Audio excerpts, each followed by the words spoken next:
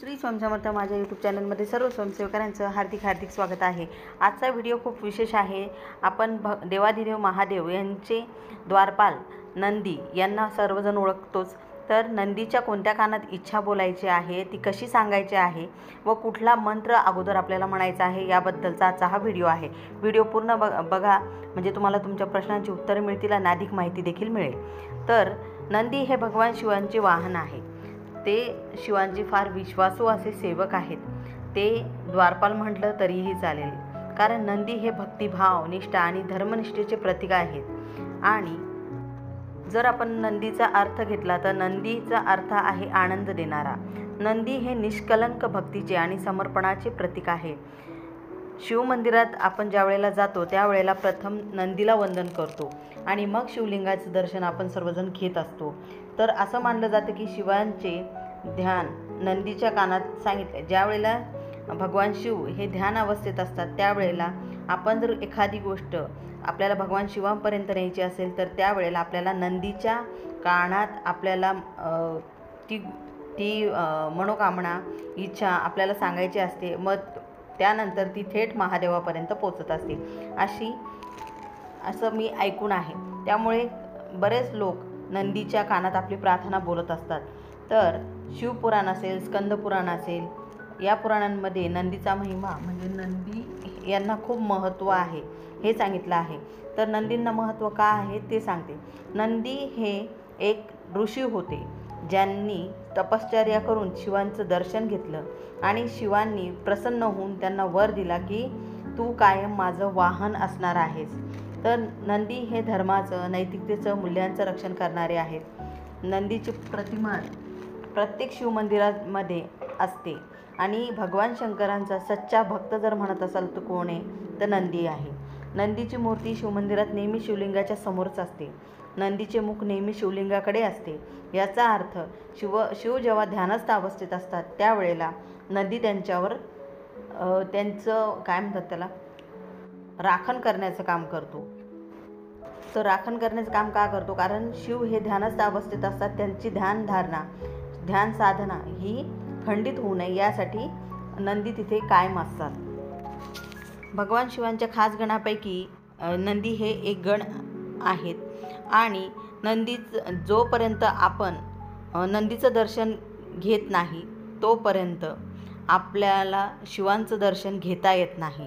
त्यामुळे आपल्याला सर्वप्रथम नंदीचं दर्शन घ्यावं लागतं।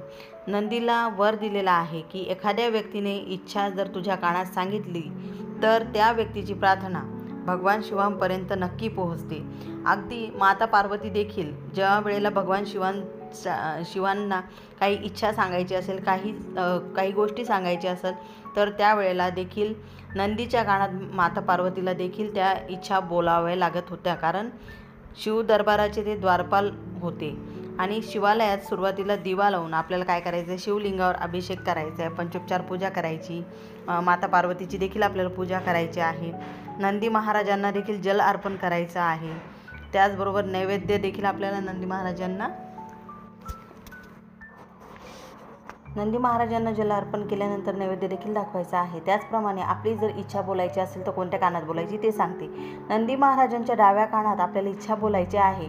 इच्छा बोलण्यापूर्वी आपल्याला ओमचं स्मरण नक्की करायचं आहे आणि ओम म्हणून आपल्याला इच्छा बोलायची आहे। ती कमी आवाजात सांगायची आहे, ज्याला आपण म्हणतो की आपल्यापर्यंतच फक्त तो आवाज पोहोचेल किंवा ज्या व्यक्तीला आपण तो आवाज ऐकवणार आहोत त्या व्यक्तीपर्यंत पोहोचेल एवढंच आपल्याला सांगायचं।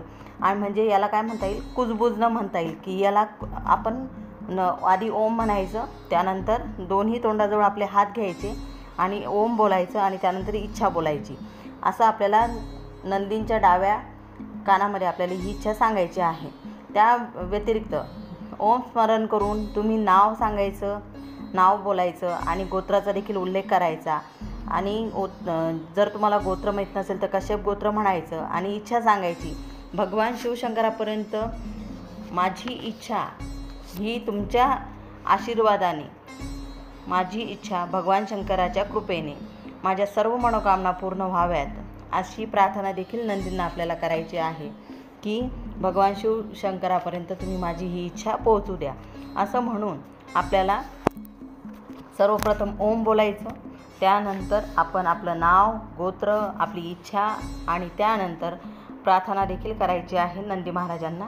काही दिवसातच आपल्या प्रयत्नांना नक्की यश मिळणार आहे. महादेवाची कृपा आपल्याला प्राप्त होणार आहे आणि आपल्याला हे साध्य करायचं असेल तर नक्कीच आपल्याला महादेवांकडून कुठलं काम करून घ्यायचं असेल तर आपल्याला नंदी महाराजांचं देखील त्या ठिकाणी पूजन, नैवेद्य आणि त्याचबरोबर आपल्याला आपली इच्छा जर भगवान शिवपर्यंत पोहोचवायची असेल तर नंदीच्या डाव्या कानामध्ये आपण ही इच्छा बोलायची आहे. झालेली सेवा ही महाराजांच्या नेहमी रुजू करते. व्हिडिओ आवडला असेल लाईक करा, शेअर करा, सबस्क्राईब करा. सर्वांना श्री स्वामी समर्थ.